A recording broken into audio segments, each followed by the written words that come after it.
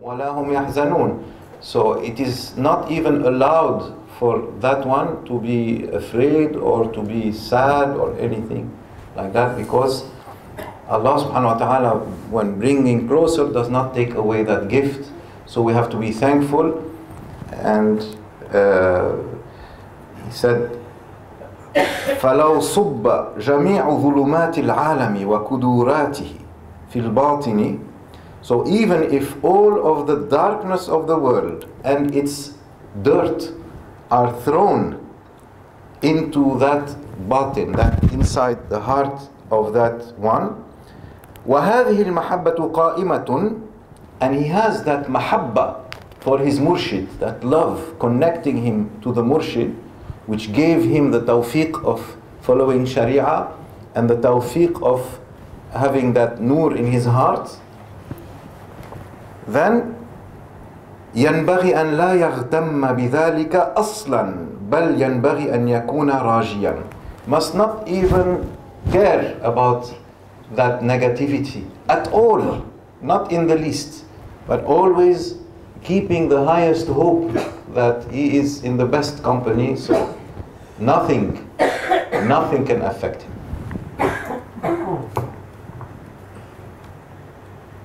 Beliau katakan bahwa pada saat itu walaupun kegelapan menyelimuti dirinya, atau kegelapan menyelimuti diri seorang murid, ataupun kotoran-kotoran dunia ini mendatangi seorang murid, tapi tidak akan berubah hatinya. Hatinya penuh dengan cinta kepada gurunya untuk mengikuti syariahnya Nabi Muhammad SAW.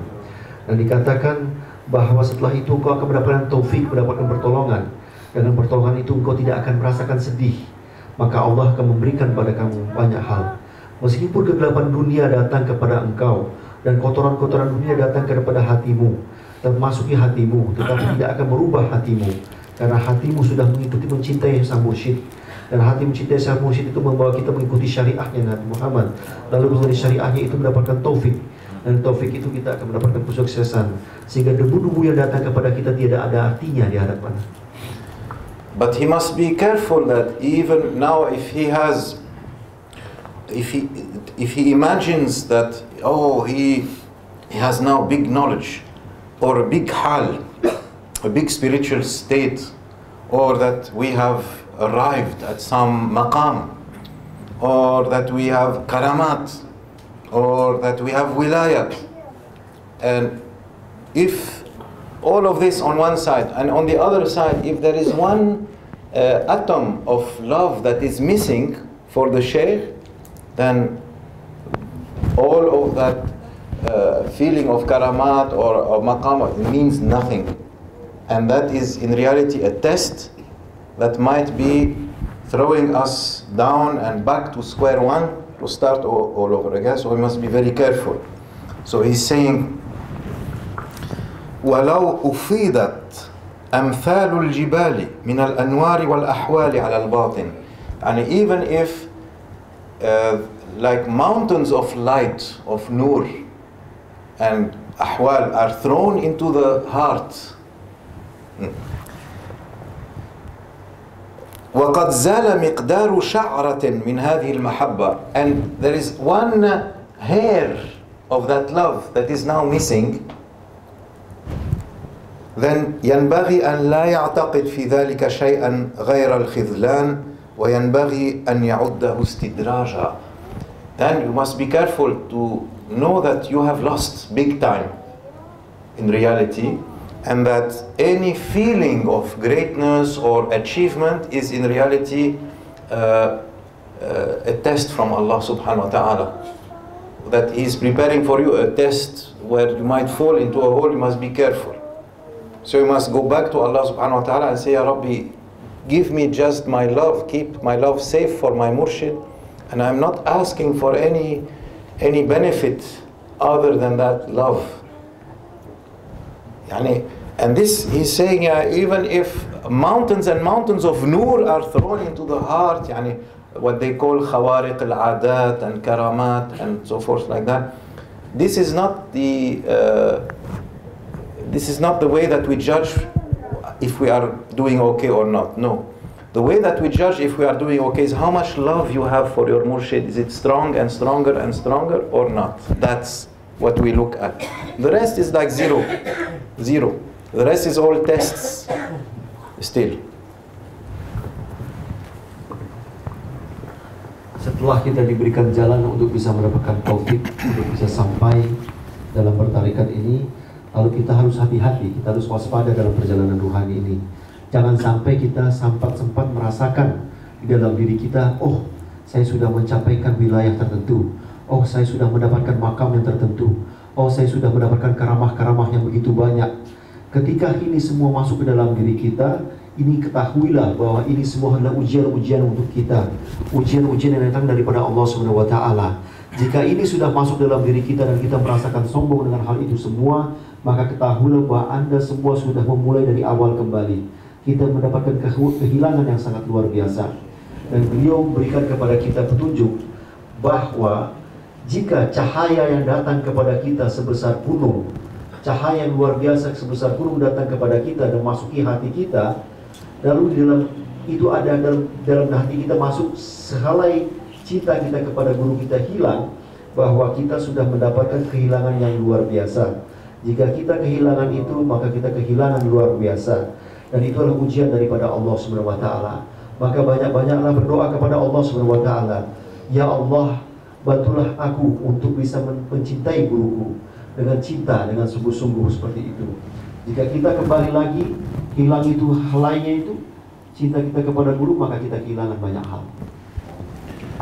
Imagine someone who is taking tariqah from Sayyid Amir Kulal, radiallahu anhu, one of the grand sheikhs of our silsila, Qaddasallahu Asrara.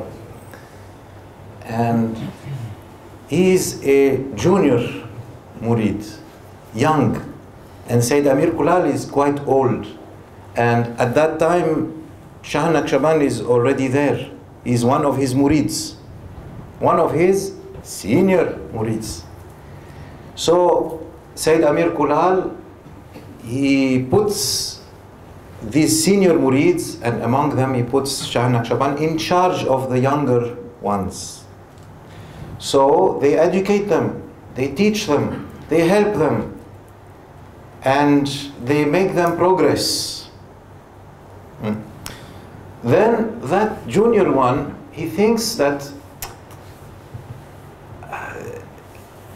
the grand sheikh, the sheikh of the tariqah, the imam of tariqah, is right there, Sayyid Amir Kulal. I can take directly from him. Why am I still with his murids? I can be with him because he is the sheikh and the murshid. It's correct that he is the murshid, but can you be with him directly? That is the question. Like we said, you need a progress and a process in order to take from that cascade or that water that is coming down very hard. It might destroy you if you go directly under it. And what is your container? As big as it is, it will be destroyed. It cannot contain that. So that is the example of someone who is saying, no, let me burn the way stops, or let me burn the distance, let me burn the process, let me jump over the heads of the Salaf Salih, those that came before you, those that worked hard more than you, those that know better than you, and you can never make up the difference. Even if Allah gave you 1,000 years to live, you can never make up that difference because you were not there at this beginning. You were not there before, and you did not go through what they went through. So that is what he calls in that book that we call istidraj, delusion, illusion and delusion.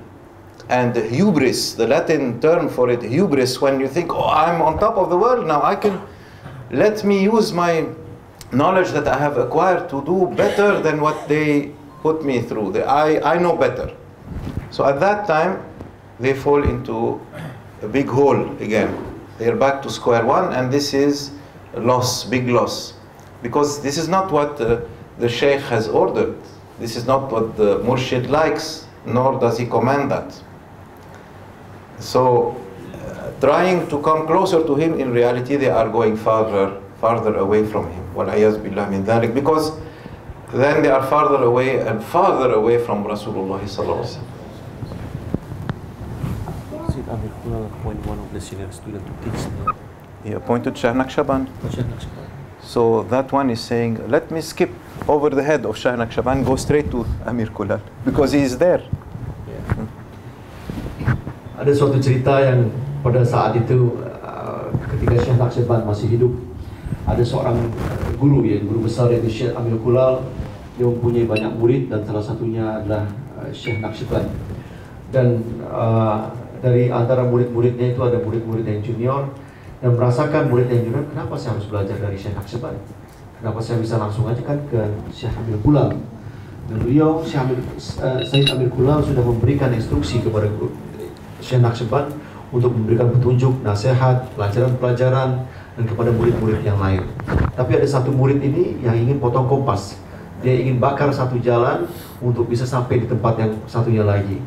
Dia pengen cari jalan yang lebih cepat. Kenapa tidak saya langsung ketemu dengan guru saya? Kenapa saya harus pakai Syekh Naqshband?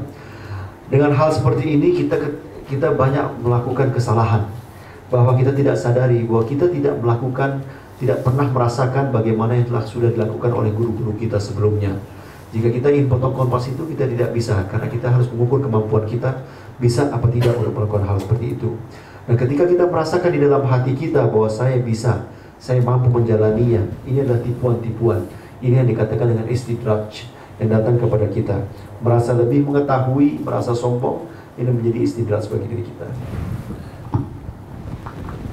So they might say, but why can't we take also just like someone else is taking? Because the Shaykh is giving to everyone. Just like Rasulullah sallallahu alaihi wasallam, he said of his Sahaba kiram that they are all like stars. Whichever one you use for guidance, you will be guided. And that is true. That is because they all take from him.